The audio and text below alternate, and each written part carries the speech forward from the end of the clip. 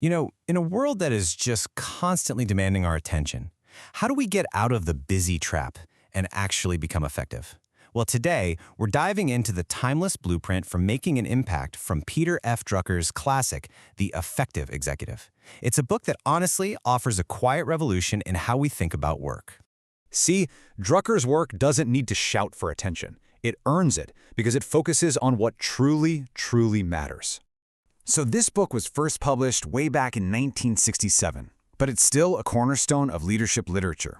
And not because it's full of flashy new ideas, but because it boils down these timeless truths into clear, actionable wisdom. Drucker's central idea is so simple, but it's also really profound. Effectiveness is not some gift you're born with. It's a discipline.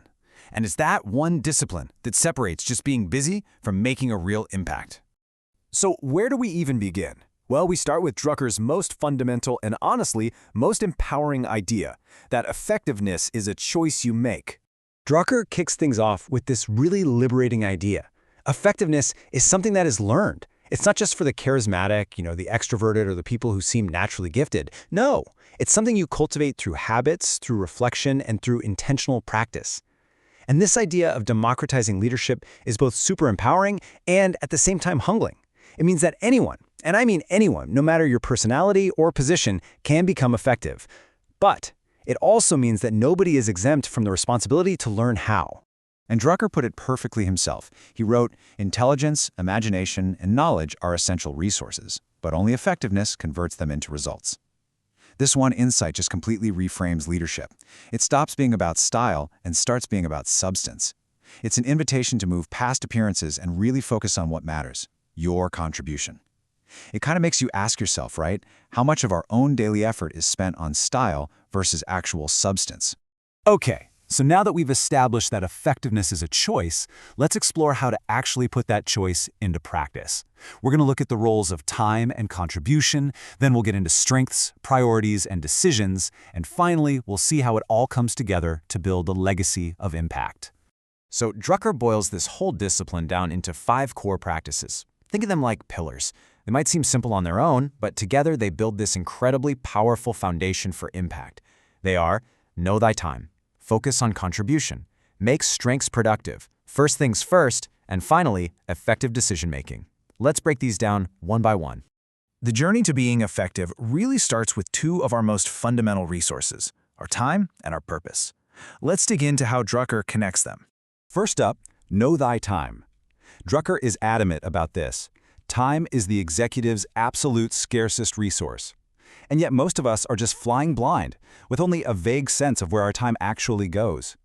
He advocates for doing time audits, actually tracking how you use your time, identifying the time wasters, and then consolidating your discretionary time into big focused blocks. And this isn't just about being more productive. It's about reclaiming your own agency.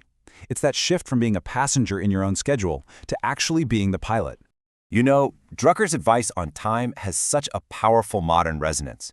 In today's hyper-connected world, where notifications are just shattering our attention and our calendars are clogged with meetings, his call to diagnose your time feels downright prophetic. Leaders have to become stewards of their own attention. Because really, time management isn't just a tactical skill. It's a reflection of our values. What we give our time to is what we truly prioritize. The second practice is all about focusing on contribution. Real effectiveness begins the moment we shift our focus from our own inward ambition to making an outward impact. Drucker urges executives to ask one incredibly powerful question: what can I contribute that will significantly affect the performance and results of the institution I serve? This reframing completely transforms your work from just, executing tasks to being truly aligned with a mission.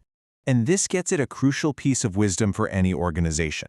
Contribution isn't about doing more. It's about doing what matters. It's about aligning your personal strengths with what the organization actually needs. And on a deeper level, this principle invites a little humility. It's not about being the smartest person in the room. It's about being the most useful. So once you've mastered how you spend your time and what you're contributing to, the next step is to figure out how to apply that focused energy. And that brings us to leveraging strengths, setting priorities, and making great decisions. Number 3, make strengths productive. Instead of obsessing over weaknesses, Drucker champions the strategic use of strengths.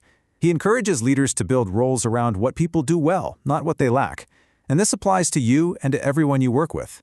Great teams are built on complementary strengths, not on everyone being the same. The path to excellence isn't about fixing flaws, it's about amplifying gifts. All right, practice number 4 is to put first things first. Prioritization isn't just a tactical skill, it's a moral one. And Drucker introduces this really cool concept of posteriorities. Those are the tasks that just are not worth doing and should be deliberately abandoned. The effective executive resists that temptation of busyness and instead concentrates on what truly moves the needle. Drucker captures this perfectly with his famous quote, "There is nothing so useless as doing efficiently that which should not be done at all." I mean, think about that. Saying no is often way harder than saying yes, but it's also more courageous. It requires clarity, conviction, and a really deep understanding of your purpose. And that brings us to the 5th and final practice, which is where everything really comes together: effective decision-making. For Drucker, a good decision isn't just some lucky guess. It's the result of a rigorous process. He saw that the very best decisions are both structured and humane, requiring collaboration and some really clear thinking. So, he outlines a 5-step process. First, you have to determine if the issue is generic or if it's unique. This stops you from reinventing the wheel for problems that keep coming up. Second, define the boundary conditions. What exactly does the solution have to achieve? Third, and this is key, he urges us to ask what is right, not just what's politically acceptable. This prioritizes integrity right over convenience. Fourth, you have to convert the decision into a concrete action plan with clear accountabilities. And finally, you build feedback into the process by testing it against the actual results. This isn't just a checklist, it's a whole framework for making clear, ethical choices.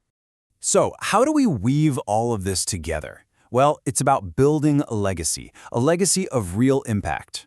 These 5 practices aren't just a handful of isolated techniques, they all weave together into this beautiful tapestry of intentional leadership. See, your control over your time allows you to focus on your contribution. You then amplify that contribution by leveraging your strengths, which in turn helps you prioritize the right things and informs your decisions. Drucker's executive is not a superhero, they're just a thoughtful, disciplined individual.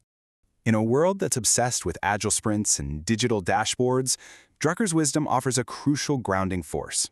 He reminds us that leadership is not about velocity, but direction. It's not about charisma, it's about clarity.